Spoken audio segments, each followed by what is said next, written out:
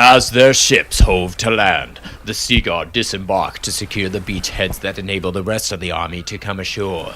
Shields braced, the Spireguard advanced in tight formation through the churning foam.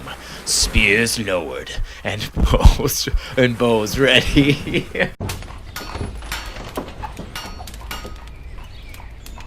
Welcome to the Mini Smithy, and today I will be painting the Spireguard here. I know I said Seaguard earlier. They used to be called Lothran Seaguard, but now they're called Spireguard. I don't know why. But I understand that painting units of miniatures can be the most tedious thing of all time because you're just painting the same thing over and over and over and over and over and over. And I don't know about you, but I've lost my mind while painting units of miniatures before. But I've learned some things. So, welcome to the first installment of Ways of Painting Units of Miniatures Without Losing Your Mind! First thing you gotta do when you're painting anything is primer it. I like to lay my miniatures face down, do an upward spray, flip them over on their back, do another upward spray, and then tip the models right side up and do a top-down spray. This ensures that you get every part of the model. Now, remember your kindergarten art class when the teacher tells you to paint within the lines? Well, when you're painting something that's 3D, it is almost impossible to quote-unquote paint within the lines of the deepest portions of it. But it's extremely easy to paint within the lines of the raised up portions of it. So the best thing you can do to make painting miniatures easier is to always paint the deepest parts of it first. So here I'm painting the face first because it's very recessed in the helmet. Not worrying about staying within the lines of the face, since that's almost impossible anyways, because I will be painting over all of those mistakes later when I paint the helmet, and it will be a lot easier to stay within the lines of the helmet, because it's raised up, and not get the helmet paint on the face. Do this for every part of the miniature the best that you can.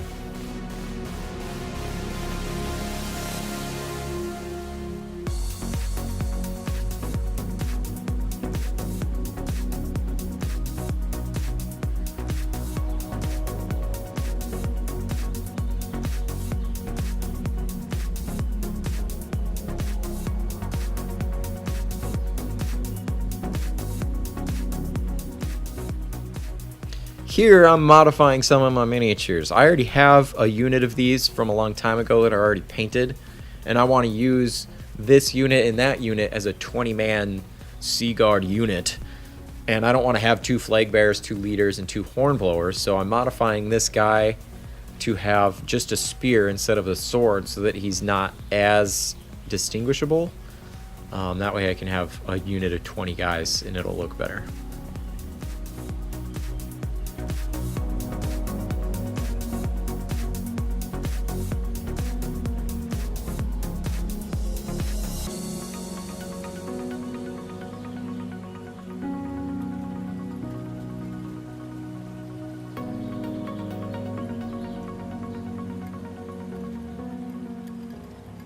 If you're wondering, I use Army Painter paints, but for the metallics, I actually use Testors Gold and Silver because I like the look of those metallics a lot better than Army Painters.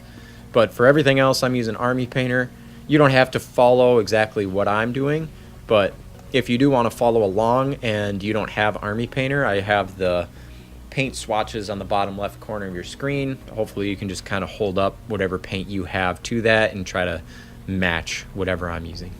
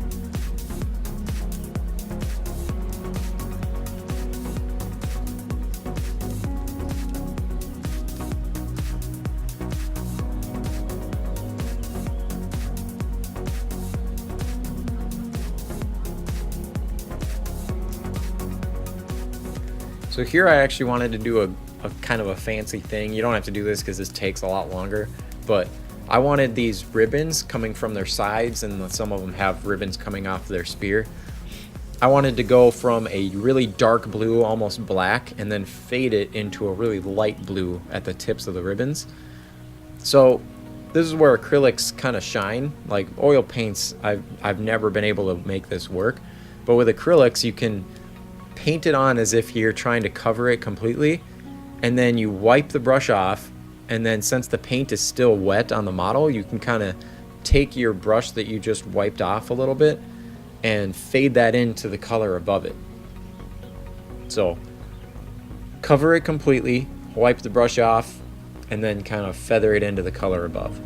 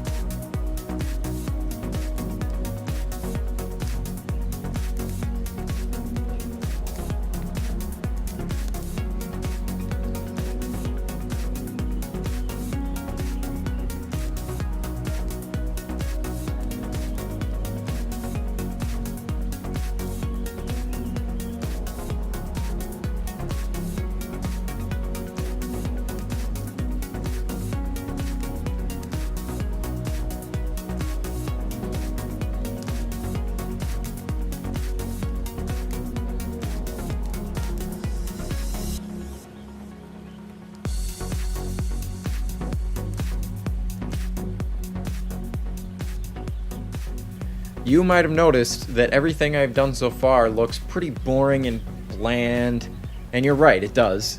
And that's because I'm painting every different section of the model all one color. No shading or using a darker blue in the recessed sections of the fabric, nothing. And that's because there is this beautiful thing called a wash, and this is where the magic happens. Washes are designed to seep into the crevices of the details, which makes any miniature look amazing. It separates the different portions of the miniature, which adds a lot of contrast, and it darkens the lower parts of like fabric, so that way you don't have to spend a ton of time using different shades of a color just to make it look good. The wash does it all for you. It is the key to making great looking miniatures without losing your mind, and it's a lot of fun to use.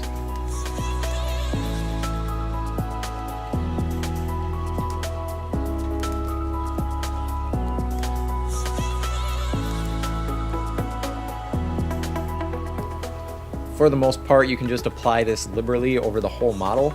There are certain sections that don't look great with wash over the top of them. For instance, this white shield. A lot of times white or bright colors don't look great with wash over the top of them. But over time of you using this, you'll learn where it will look good and where it won't. Here I'm modifying another one of my units. This is the horn blower. So what I did here is I actually just ripped the guy's arm off and just put a shield over the stub of his arm, and it looks like he's holding a shield now. Highly recommend doing a matte varnish over your paint job. I used to not do this, and all of my paint just started coming off from where you normally pick up the model. So like the tips of spears just ended up being a gray, just lost all of its paint. So definitely do this. I am using this matte varnish from Army Painter. Works great. But once you're done doing that, not everything should be a matte. Some things should be glossy. So I go through and I paint over the things that should be glossy, so all the metal parts, with this gloss varnish.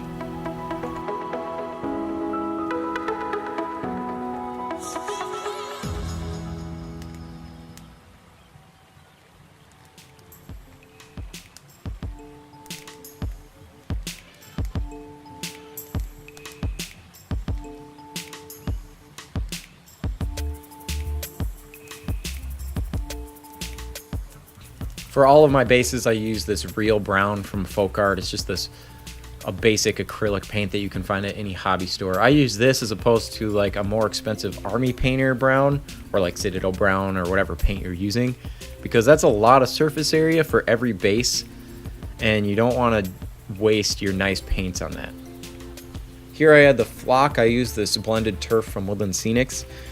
What I do is use the Mod Podge glue. It's kind of a water based glue, so you don't ruin your brush when you're doing it this way, but you can use your brush to spread it over the top of the base, and then you can just dip the base into whatever container you're using to hold the turf, and then just kind of tip the bottle over to the side and flick off the excess flock.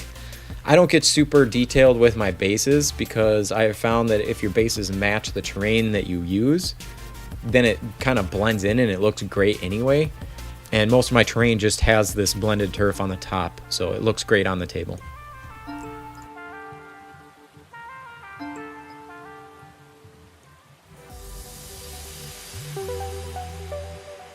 And after that, the Spireguard are complete.